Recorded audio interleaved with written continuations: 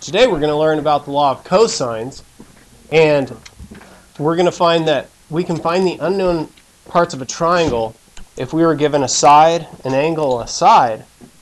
We could also figure out all the angles of a triangle if we were just given a side, and a side of that triangle. Okay? So we're going to start off with a triangle. We're going to draw our triangle, our favorite triangle, ABC. So we have big A, big B, and big C representing the angles. And the sides opposite of the angles are little a, little b, and little c.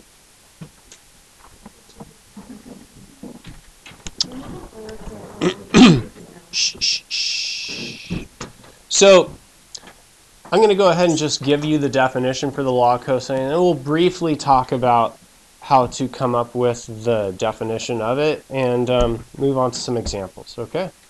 So if we want to figure out, let's say that we have side B and angle A and side C. Given side B, angle A, and side C, we can figure out what side A is equal to using this formula here. We say that A squared is equal to B squared plus C squared minus 2 times B times C times the cosine of angle A. So, in other words, if you plug in, if you have side B, you plug that in there, you have side C, you plug that in there, and you have angle A, you plug that in there, you have the whole right-hand side of the equation. So to solve for side A, you would have to take the square root of both sides, and that will give you what side A is equal to. Okay? So we're going to see that in the definition, or I'm sorry, we're going to see that in the examples in just a second. Okay? So don't sweat that too much. Definitions. So the other definitions, one says that B squared is equal to A squared plus C squared minus 2 times A times C times the cosine of angle B. And then the last one here I'm going to write is that C squared is equal to B squared. Actually, let me write A squared first. A squared plus B squared minus 2 times A times B times the cosine of angle C. Okay?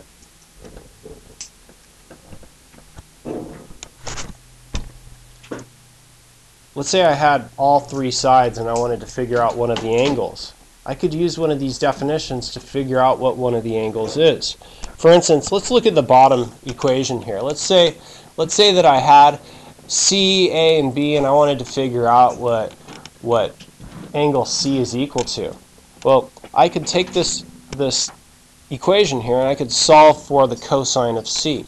So I'd subtract A squared and B squared to both sides, and that would give me C squared minus A squared minus B squared, and that would give me, that would be equal to negative 2 times A times B times the cosine of C. And then from here, if I divide both sides by negative 2 times A times B, that gives me cosine of C on the right-hand side. So once we find out what cosine of C is equal to, we would have to use the inverse cosine of that ratio to figure out what the angle is equal to. But just figure I'd expose this to you, the derivation of the definition. It all starts with a triangle in the first quadrant. and we label specific parts of the triangle. Angle A is there at the origin, and then B here is a distance of C out on the x-axis, and then C is a distance of X and Y upward there. So the first part of coming up with the law of cosines involves finding the cosine of angle A and cosine of and sine of angle A, and then solving for X and Y. Okay, so that's just the first part. The second part, this is kind of a lot here, I know. The second part involves finding the distance of side A. And we use these 2 points, x, y, and C0. So if we find the distance between these 2 points here, we would use the distance formula. You guys good there? All right. So now that we have x and y in terms of sine and cosine, we can plug those in here and perform our algebraic skills that pay our mathematical bills, and then we come up with the law of cosines. All right? If you guys want to talk further about it, come and see me. Okay? Deal? All right, we're going to get into it right now. We're going to look at solving a triangle, figuring out the unknown pieces of a triangle that has a side, an angle, and a side. Okay, so we have a side, we have an angle, and a side. And that means that we can find out what the side is opposite of the angle that we have. We can figure out what side A is equal to. So we're going to start off just by plugging in everything that we have. I have A squared equals B, which is 20. 20 squared, plus C, which is 30. That's 30 squared, minus 2 times 20 times 30 times the cosine of angle A, which is 60. A lot of times you have to use a calculator for this, but in this case we can actually crank it out using our brain. So 20 squared, 30 squared,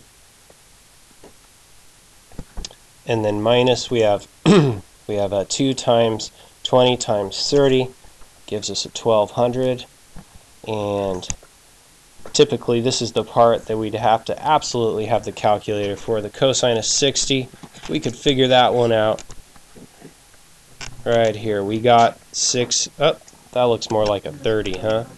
So we'll do 60 and 30 here. If that's 2, that's a 1, that's a root 3. And cosine's definition is adjacent over hypotenuse. So that gives us root 3, oh, wait. Sorry, that gives us a 1/2, right? Okay, so from here we have A squared is equal to, we got 1300 minus 600. And so that gives us A is equal to the square root of 700, which is approximately equal to 26.45. Is that what we're getting? Okay. So we have side A is equal to 26.45. Now that we have side A, we could use the law of sines to come up with the other angles, right? We could use the law of sines because now we have a known ratio. We have big A and we have little a. So we could use the law of sines at this point to come up with the other angles. Or we could use the law of cosines to come up with the angles as well. I'm going to go ahead and just go to the next problem and give you guys time to work. Good? Okay. So on this one here, we're going to, we have the 3 sides of the triangle, and so we're going to solve for one of the angles. And so what I'm going to do to start off is I'm going to go ahead and manipulate this equation so that we have only the cosine of angle A on one side.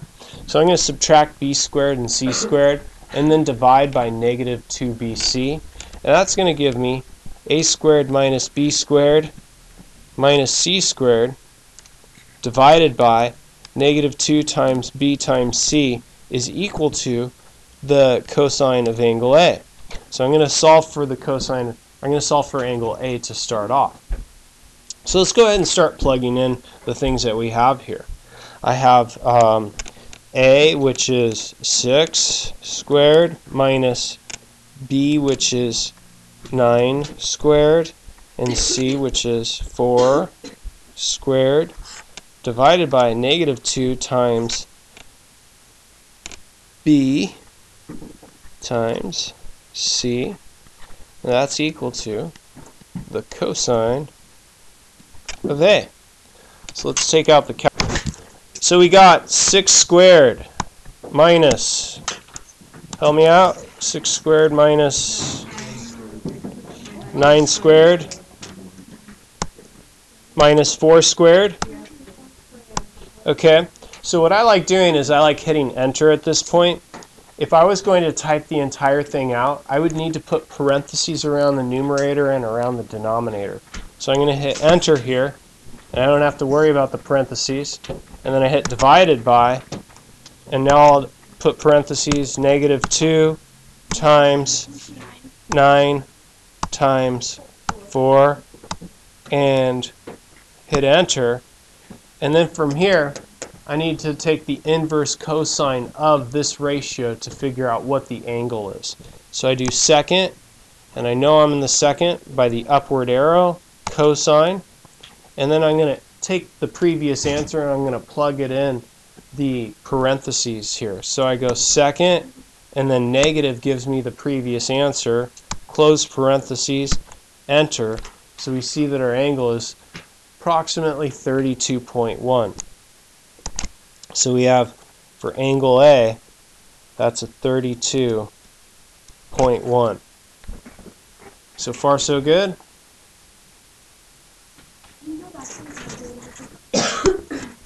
Probably record it, huh? Oops. Okay, so we're finding out what angle B is equal to now, just using the law of cosines.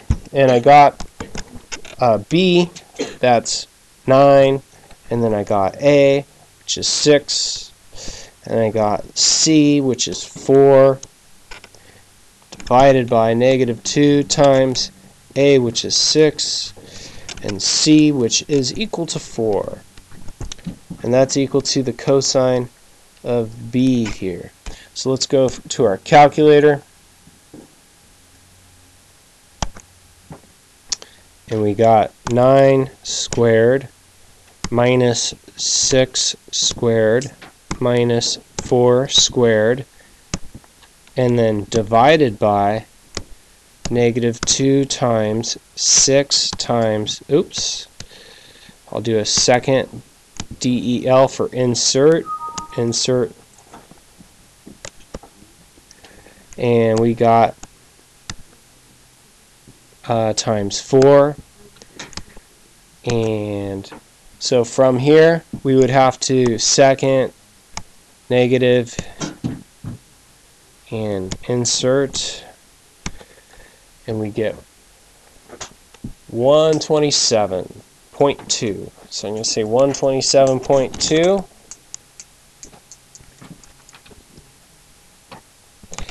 And now that we have 32.1 and 127.2, if we add them up and take them away from 180, we get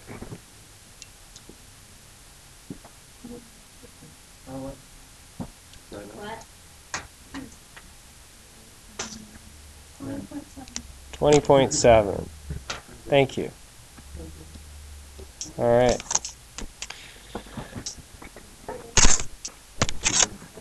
So I'm going to show you guys how to find the area of a triangle with a side, an angle, and a side. A side and an angle and a side. So we all know from our days of geometry that a triangle's area triangle's area is equal to 1/2 base times height, right?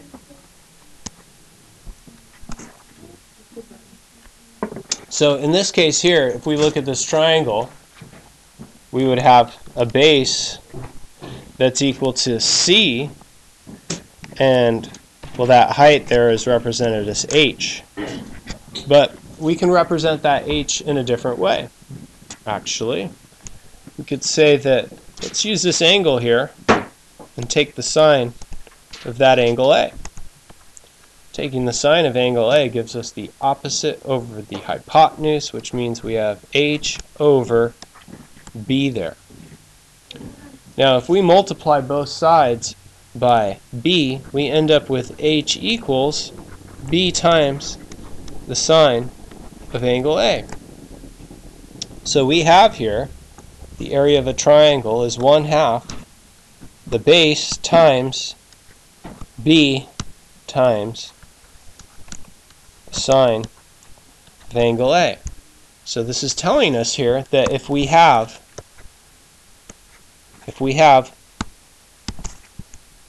a side, an angle, and a side, we can figure out the area of the triangle. So there's variations to this definition, which are right here. Okay? Go back? Yeah. All right.